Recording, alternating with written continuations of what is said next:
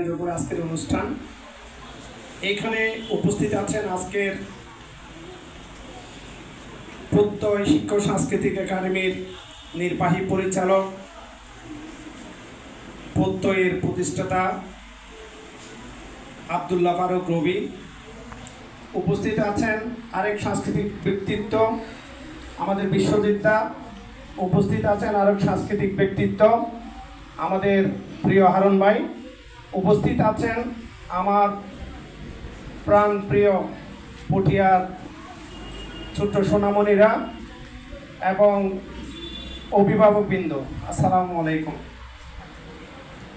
আজকের যে স্লোগানটা মুক্তির মন্দির শুকানো তলে, এই স্লোগানটা কিন্তু দেশপ্রেমের একটা স্লোগান, গান।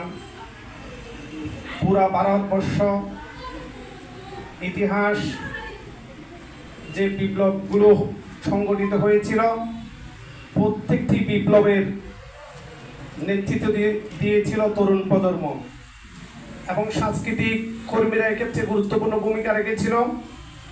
মহিউদ্দিন চৌধুরী ওনার এই গানগুলোর মাধ্যমে তরুণ প্রজন্মকে উজ্জীবিত করেছিলেন এবং ভারতবর্ষের যে স্বাধীনতা, এরপরে বাংলাদেশের যে স্বাধীনতা ৭১, ১৯৫২, সর্বোপরি ২০২৪-এর যে আন্দোলন তরুণরা নেতৃত্ব দিয়েছে, এই নেতৃত্বেও কিন্তু এই গানগুলো উজ্জীবিত করেছিল।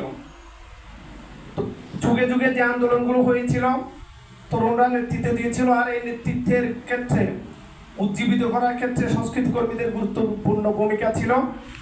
এই মহিউদ্দিন চৌধুরী উনি একজন ভালো